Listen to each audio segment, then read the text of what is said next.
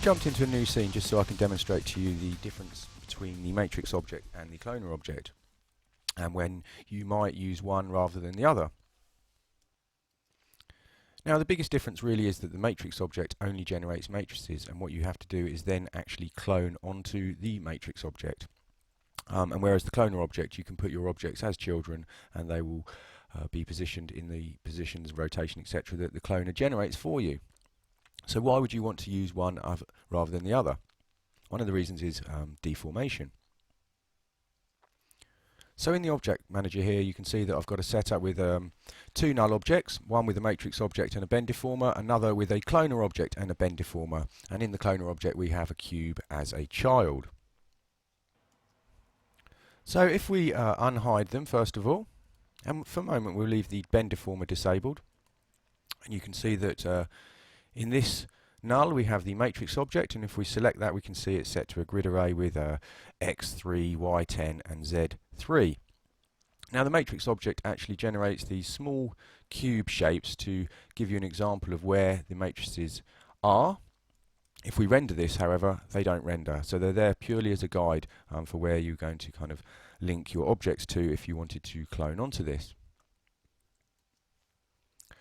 If we enable the cube in the cloner object, then this will become visible. You can see that if we select the cloner object we only have a bounding box, so the cloner doesn't give us this guide of where clones are going to be created. If we select the cube and switch that on, you can see that I've put in there a 10 by 10 by 10 cube, and I've set the cloner object up with the same grid array settings. So if we render it now, you can see that the cubes within the cloner object do get rendered. Now the big difference occurs when we use the deformer. So in this example I've included a bend deformer in the same hierarchy level by placing them all in a null. So if we enable the bend deformer for the cloner object, you can see that it deforms the cloner and it deforms all the children.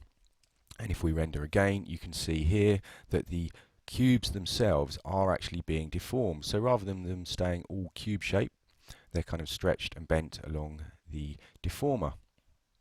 Now if we do the same with the matrix object, you can see that the matrices are also all deformed along the bend deformer.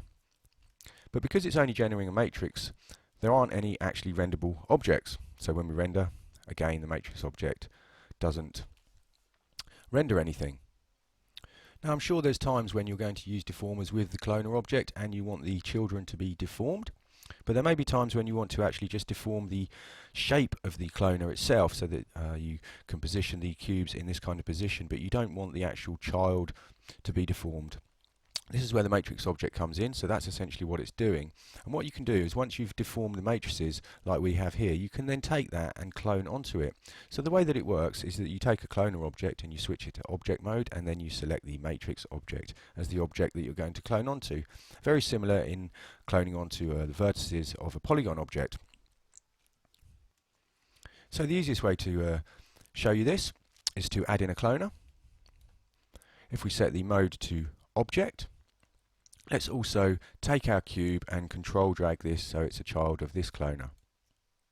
Okay, select the cloner object, we've set it to object. If we now drag our matrix object down into this object field, we're basically cloning these cubes onto this matrix object. Now the matrix object has been deformed and you can see that all the cubes are now in the correct positions. But the difference is that using this method, if I just render active object, you can see that none of the cubes themselves are deformed. So if we use the bend deformer with the cloner object, we're going to also deform our children, but if we use the bend deformer with the matrix object, we're only essentially deforming the matrices. We can then take those and clone our objects onto them. These objects will then be on the deformed positions, but they won't be deformed themselves. So you can probably see that both techniques have their uses in certain situations.